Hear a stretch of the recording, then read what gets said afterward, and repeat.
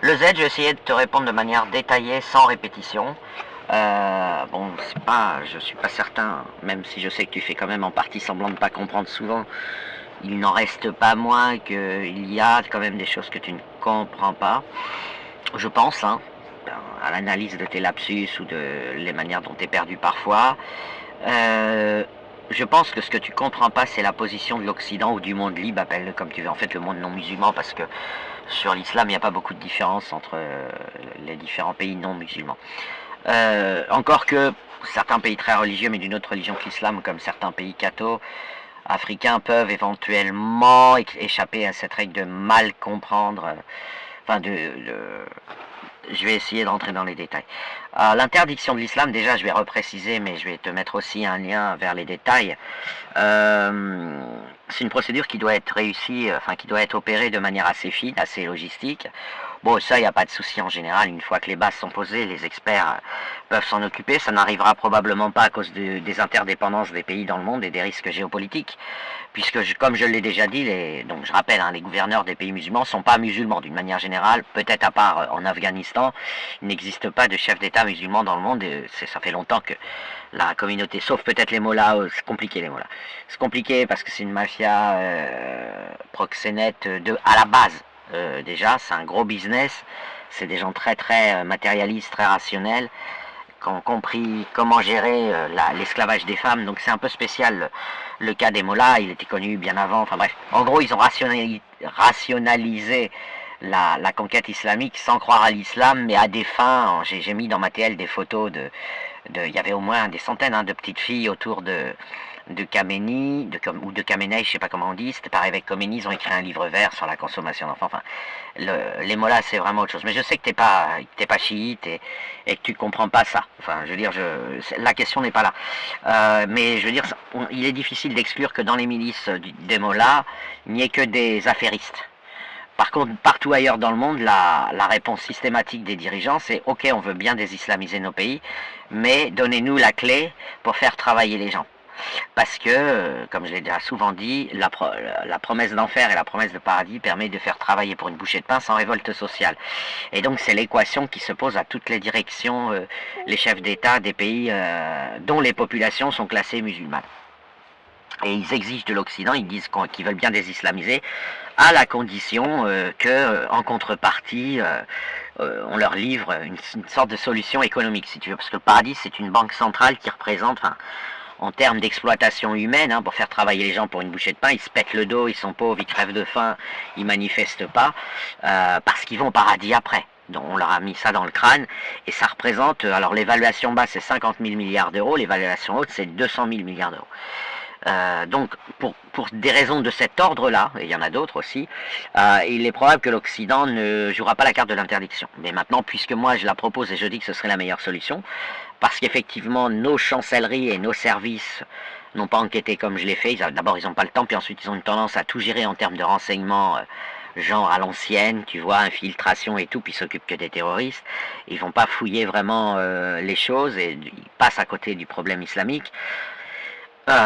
Donc l'islam, il s'interdit, déjà je vais repréciser comment marche l'interdiction, elle se fait de concert avec des réformes de la Constitution, des changements juridiques à la fois simples et profonds qui sont que le chantage n'a pas à ne concerner que la vie terrestre. Si on te fait peur à propos de quelque chose, il n'y a pas le juriste, le législateur, celui qui va te dire si ce que tu fais est légal ou pas. Quand tu fais du chantage, il n'a pas à dire ah ouais, non, mais comme la menace porte sur après le passage sur Terre, celui qui menace, c'est-à-dire l'auteur du chantage, c'est-à-dire la secte ou la mafia ou l'organisation qui te fait croire qu'après ton passage sur Terre, il va t'arriver des tortures, ça ne doit pas l'innocenter. Donc, mais c'est pas très compliqué, mais c'est un travail juridique à faire. Donc une fois ce travail juridique fait, l'islam est déclaré organisation terroriste et criminelle en tant que personne morale globale, parce qu'il fait ce chantage. Donc j'ai détaillé tout ça. Et de là, tu vois, les choses sont pas amenées, c'est pas arbitraire. On a le crime, il est commis. Ensuite, l'apologie qu'il y a dans le Coran, et ça, tu sais que c'est présent, et tu sais qu'un juge, un législateur, il va pas aller regarder des histoires de contexte. Les invitations à tuer les non-musulmans, qu'il y a dans le Coran, verset 9.5, verset 291, verset 489, les invitations au djihad, le djihad étant récompensé par le paradis, c'est toute la sourate 9, c'est la sourate 8 aussi. etc., deviennent effectivement des appels à assassiner son prochain et deviennent illégaux et criminels. Donc, il y a une procédure comme ça à suivre qui est basée sur le fait que une organisation ne peut pas se servir de la marque Allah ou Dieu pour échapper, pour être exempté pour avoir le droit de commettre des crimes de manière impunie. Au même titre que McDo ne pourrait pas, aujourd'hui dans le droit commercial, McDo ne peut pas menacer les gens qui vont chez le concurrent, c'est-à-dire Burger King en France, il y a ces deux chaînes qui ont subsisté à la difficulté du marché. McDo ne peut pas se permettre de dire vous serez brûlés vifs pendant même ne serait-ce que 3 ans après votre passage sur Terre si vous allez chez Burger King. C'est totalement illégal. Okay, c'est-à-dire qu'un McDo ne peut vraiment, je suis sérieux, il ne peut vraiment pas le faire. Et donc on ne voit pas à quel titre certaines organisations auraient le droit de s'autoriser comme ça, d'autant que c'est d'une arrogance et d'une prétention inouïe, prétendre savoir ce qui se passe après le passage sur Terre. Et donc ça passe par une législation qui changerait et qui ne soumettrait les religions aux mêmes règles que n'importe quelle entreprise ou regroupement ou association. Et voilà, une religion n'a pas à être exemptée et dispensée. Voilà, la loi s'applique aux religions comme elle s'applique aux personnes physiques, aux personnes morales, aux entreprises, aux multinationales. Hein, je veux dire, donc ça passerait par là et après tu fais le nettoyage, c'est assez naturel. Donc il subsisterait, on retirait les versets, soit on retire les versets, soit on interdit le Coran par exemple, enfin, après c'est des affaires. Bon, en tout cas une chose est sûre, du fait aussi de l'hyper-intensité de la pornographie qu'est l'islam, parce que c'est, même si ça fait semblant de s'y opposer, c'est très lourdingue, la pornographie est omniprésente dans l'islam, hein. Je rappelle que je dis pas que c'est ton cas, mais d'un point de vue extérieur, une femme voilée c'est une femme nue. C'est une femme sexualisée, c'est une femme enroulée dans un plastique, comme un produit, avec marqué ici vagin. Et donc ça c'est pareil, c'est une insulte faite aux femmes, c'est un irrespect total, c'est de l'impudeur comme jamais. Et dès lors, là je ne parle pas forcément d'interdiction, mais d'interdiction au moins de 18 ans. C'est-à-dire qu'islam et toutes les religions d'ailleurs doivent être réservées aux adultes, ce qui paraît d'ailleurs assez naturel. On ne voit pas pourquoi on irait détruire des enfants avec ces distractions adultes. Donc voilà à peu près le chemin que ça prendrait. Et donc je réponds maintenant à ta question. Qu'est-ce que ça ferait? Ça forcerait, si tu veux déjà, le monde musulman à accuser-réception. Parce que vous vous croyez supérieur à tout le monde, vous détenez la vérité et vous fixez vos règles. Donc c'est à croire que tous les autres c'est de la merde et il n'y a que vous qui avez raison parce que vous avez reçu la révélation divine. Et de ce fait, même si c'est pas inscrit encore dans la loi en Occident que le musulman est un être supérieur devant qui on doit s'écraser, c'est ce qui se passe dans les faits.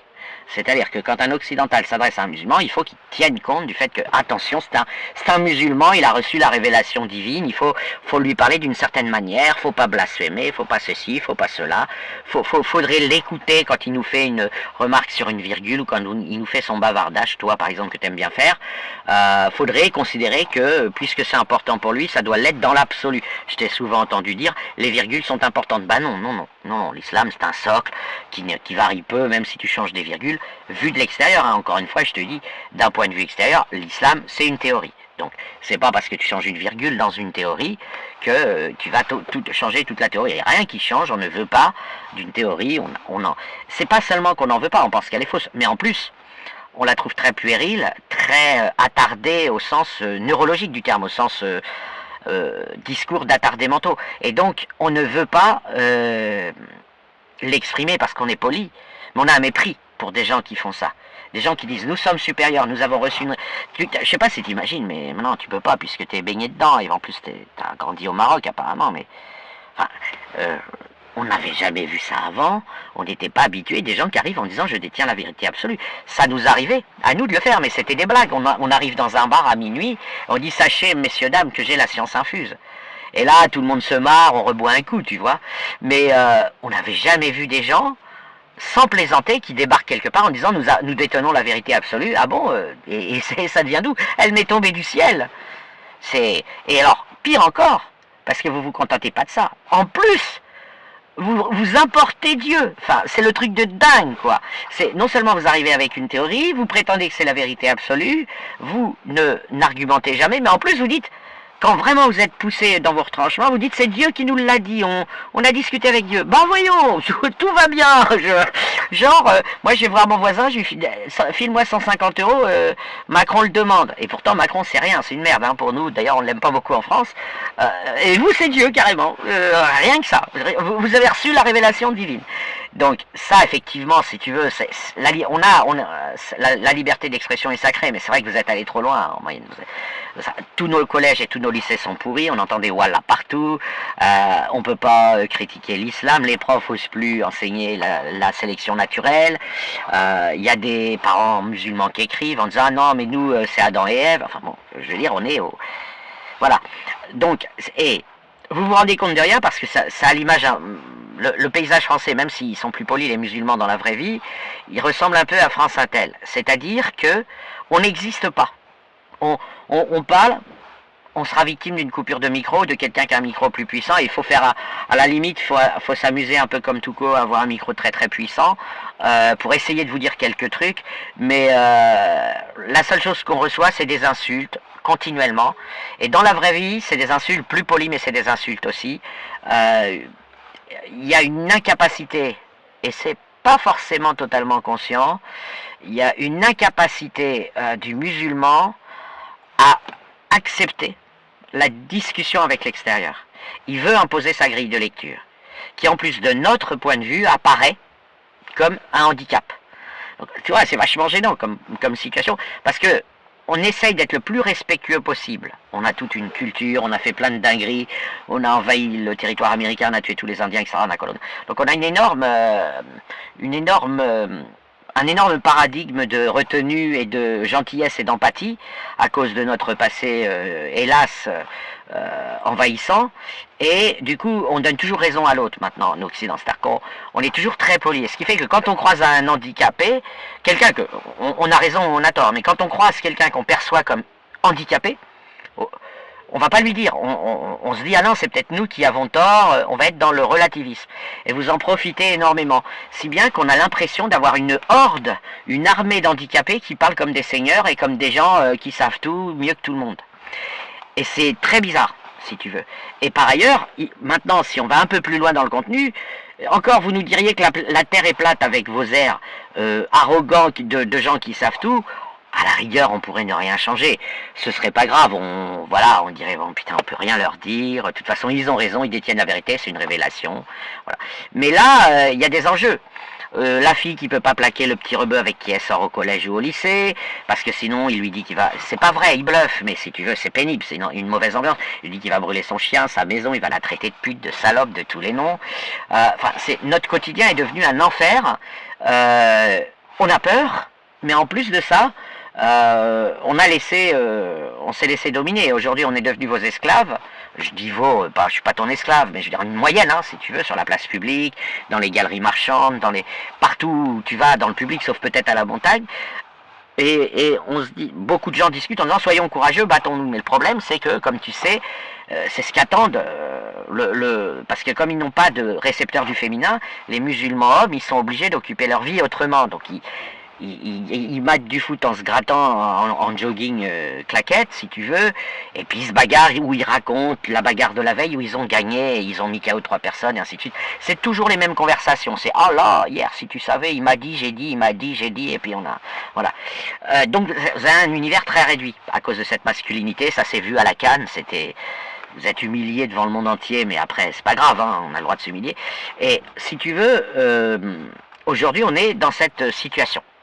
Et c'est très bizarre parce qu'on est des esclaves dans un système qui apporte tout en fait. On vous sert tout sur un plateau puisque vous, à cause de cette stérilité qu'il y a dans l'islam, vous n'avez rien pu inventer, quoi. Je simplifie, hein. Vous n'avez pas inventé grand chose.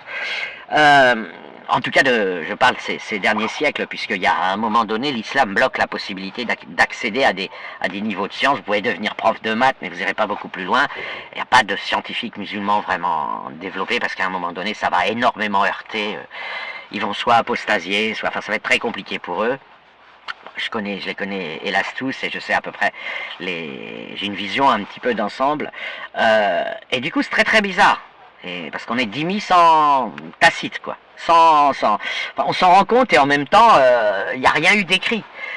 Tu vois, on vous apporte la bouffe, tout, le bonheur, un monde en couleur et bon, donc je parle des gens qui sont venus chez nous et les musulmans en Occident, ils se comportent comme des inspecteurs des travaux finis, ils mettent des notes. Et en plus, ils mettent tout le temps des mauvaises notes. On serait un monde dépravé, organisant des gay pride et des rêves parties, dénués de spiritualité, etc. Enfin, tu vois, c'est... Voilà. Donc, on a cette situation. Si on interdit l'islam de la manière dont je le dis, ça oblige déjà au niveau législatif et au niveau des forces de l'ordre et du pouvoir exécutif, ça rééquilibre. Vous serez obligé d'accuser de réception qu'on n'est pas d'accord. Parce que vous avez beau faire semblant, vous avez beau dire... On est conscient qu'il y a des gens qui ne sont pas musulmans. En réalité, vous n'en êtes pas conscient. Vous n'êtes pas formaté pour comprendre ce que veut dire rejeter et en fait mépriser, même pas croire à l'islam, mais en plus éclater de rire quand on entend ces puérilités, si tu veux. C'est-à-dire que, et c'est normal, d'une certaine manière, on apostasie si on arrive à se mettre à la place de la personne qui ne croit pas à l'islam. Il y a un risque, en tout cas, il y a un risque. Je dis pas que une personne va forcément apostasier, mais c'est insécure, si tu veux. Parce que si tu arrives à percevoir ce que ressent l'autre face à ça, tu vas pas seulement percevoir qu'il est sûr que c'est faux, mais tu vas percevoir le mépris qu'on vous dit pas, en fait. Parce que, et en plus, c'est asymétrique, parce que nous, on vous comprend parfaitement, on connaît plus ou moins parfaitement l'islam, malgré ce que tu dis, hein, je veux dire, le monde des apostats de l'islam, il est quand même composé, même s'il reste minoritaire, hein, en pourcentage, il y a beaucoup plus de gens encore musulmans que de gens devenus apostats de l'islam après avoir été musulmans, ça c'est bien évident, mais c'est pas autant que tu crois, c'est-à-dire qu'il y a au moins, par exemple en France, on est à 40% d'apostasie, donc c'est-à-dire que, je te donne les chiffres français puisque j'ai la chance de les connaître, il y a encore 5 à 6 millions de musulmans, mais devrait y en avoir 15, mais il y en a 7 millions qui ont apostasié. En douceur, sans le dire, et puis ils finissent par le dire, et puis ça, on finit parce que plus personne se rappelle qu'ils étaient musulmans à la base. Tu vois, enfin qu'ils auraient pu être musulmans de culture, et c'est-à-dire qu'ils n'avaient pas besoin de se convertir. Mais dans le reste du monde, c'est beaucoup moins. Dans le reste du monde, il y a moins d'apostats. Enfin, l'Algérie, il y a encore 55% de gens qui croient à l'islam, au Maroc, il y en a encore 40%, en Iran, il y en a encore 25%. Bon, après, c'est dû aux méfaits commis par le système islamique, il dégoûte de lui, donc c'est normal, mais il y en a très peu qui se déclarent. Et en fait, c'est totalement normal. Bon, c'est de bonne guerre que vous disiez que les apostats de l'islam ne connaissent pas l'islam. J'avais fait une vidéo pour expliquer pourquoi ce sont les apostats de l'islam qui connaissent le mieux l'islam. Parce qu'à cause du pari de Pascal, de la peur de l'enfer, ils fouillent la maison de la cave au grenier pour être vraiment sûr de ne pas se tromper avant d'apostasier. Je rappelle qu'il y a une thèse, hein, il y en a qu'une à ma connaissance, mais c'est déjà au moins une, c'est déjà pas mal, même si c'est qu'une seule, qui a fait des mesures très précises. Apostasier prend en moyenne 3 ans et avec, en gros, on est entre 1 et 6 ans. Voilà.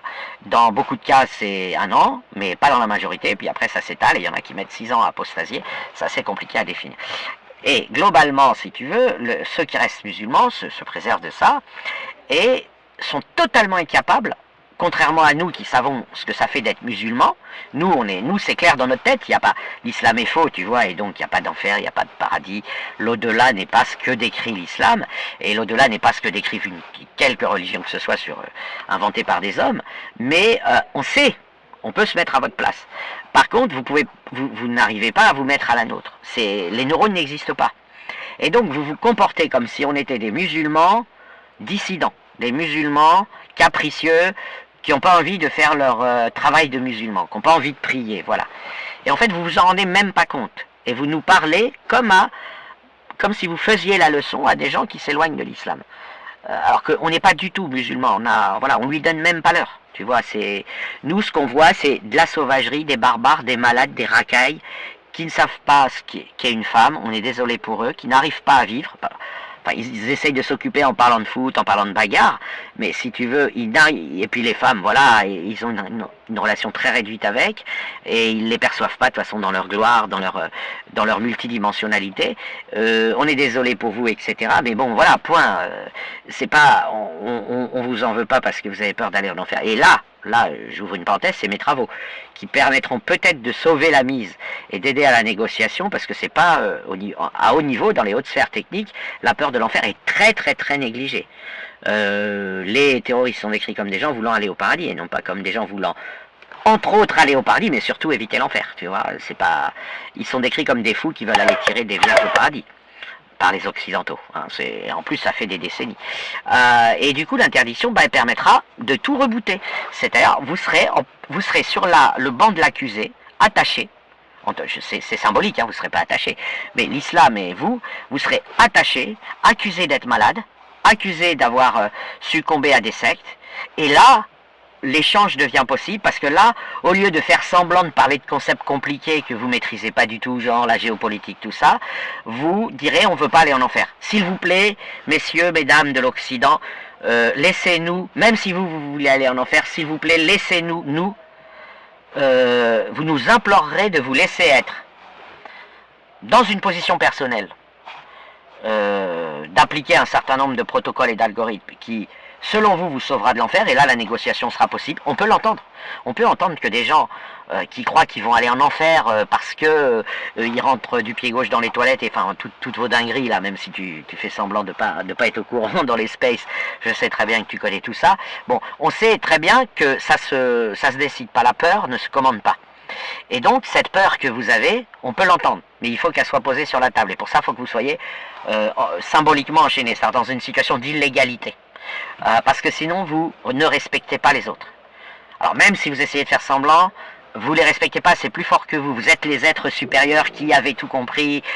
Voilà, et je dirais, je vous en veux pas d'une certaine manière quand tu es victime du pari de Pascal neurologique. J'ai fait des tas de calculs, ça impacte sur tes cellules. C'est voilà, là, tu n'arrives pas à voir la femme, tu étais dans ton monde de mec, tu macères à dire tes 3 conneries, à faire tes trolls à longueur de journée. Tu peux rien, à un moment donné, c'est du quotidien, c'est la routine. Tu peux pas sortir de ça, parce que sortir de ça voudrait dire aller vers l'apostasie. Et il y en a, alors peut-être pas toi, parce que toi tu es déjà dans un islam ultra light, mais la moyenne pense qu'ils sombreront vite, enfin, de leur point de vue, ils seront vite attirés vers la sortie de l'islam s'ils lâchaient même un petit peu, tu vois. Et du coup, ils se retiennent. Donc, avec une interdiction, ce qui va se passer, c'est qu'on laissera ouvert probablement, on laisserait, hein, je parle au conditionnel, je parlais au futur, c'est plus simple, mais on sait très bien que ça n'arrivera pas, enfin c'est peu probable, des mosquées ouvertes et tout, un protocole avec une interdiction au moins de 18 ans, une surveillance pour que vous intoxiquiez pas vos enfants avec ces dingueries, mais et après, il y aurait des canaux de discussion avec les gens civilisés, et puis après, tu auras des gens qui vont se déclarer djihadistes, qui vont dire, ah merde, ça y est, le jour du djihad est venu, il est temps que je parte tuer l'ennemi qui s'est déclaré explicitement ennemi de l'islam, puisqu'il interdit l'islam, et on gérera ces djihadistes, je ne sais pas trop comment fera l'Occident, mais enfin on a des drones, on a tout un tas de systèmes automatiques, mais au moins ça séparera, c'est-à-dire que tu n'auras plus toi à devoir bafouiller parce que tu t'écrases ou tu baisses la tête devant des radicaux, tout en faisant semblant de leur résister un peu. Tu comprends? C'est-à-dire que même toi, tu seras le premier à être content, parce que au moins tu pourras venir négocier au calme, avec des mécréants, leur expliquer que de ton point de vue, toi, c'est quand même important pour toi de rester musulman parce que tu ne peux pas aller en enfer. Alors je sais, hein, tu penses autre chose, tu penses qu'il n'y a pas que l'enfer, etc. Mais au niveau de la négociation, au niveau du business, tu pourras le dire. On va plus être dans la géopolitique, faire semblant de défendre la Palestine et des conneries comme ça. Vous serez, je veux pas aller en enfer, donc je veux rester musulman. Il vous restera que ça. Et cette pression, ça va assainir la situation. Par ailleurs, des tas de personnes qui sont en hésitation, je ferai 2 parties, hein, je vais faire cette vidéo, elle est un peu longue, je pense aux filles à qui on interdirait de porter le hijab, surtout quand elles ont 15-16 ans, quoi. Enfin, elles sont mineures, c'est honteux d'infliger une telle porno, parce que je rappelle, hein, le hijab, tout ça, c'est de la pornographie, c'est comme si tu les forçais à mettre un latex ou à se balader avec des sextoys. Eh bien là, ce serait interdit. Et donc, en mettant pas de hijab, elles n'auraient plus besoin de se dire, je commets un péché. Parce que, selon les versions de l'islam, à partir du moment où tu as des lois qui interdisent un truc, pour elles, on pourra leur dire, et on pourra forcer des imams à leur dire, tu dois respecter les lois de ton pays, et si ton pays n'est pas musulman, tu respectes des lois qui ne sont pas musulmanes, et si ça t'interdit de porter le hijab, tu ne le portes pas, et c'est pas de ta faute, et Allah te pardonnera. C'est-à-dire que tu as un tas de choses qui vont se simplifier. C'est tout simplement, on vous infligerait, entre guillemets, une défaite. Du point de vue islamique, une défaite, mais au moins quand on a perdu, on est tranquille. parce on veut tuer personne, on va pas, voilà, on va pas mettre les gens en prison. Mais au moins on est tranquille, la situation se stabilise et on gère les djihadistes. Parce que là aujourd'hui, et je vais faire une deuxième partie, hein, là aujourd'hui, les djihadistes c'est vous qui devriez théoriquement les gérer, et c'est nous qui devons faire tout le travail, et vous êtes le cul entre deux chaises à dire ah ouais non mais il faut pas taper sur l'islam, nanana, et vous faites semblant. Donc tout le monde pense que vous défendez les djihadistes les jours pairs, enfin c'est très compliqué. Très compliqué. Bah là au moins vous n'auriez plus à vous soucier de ça puisqu'ils seraient officiellement des criminels parfaitement déclarés.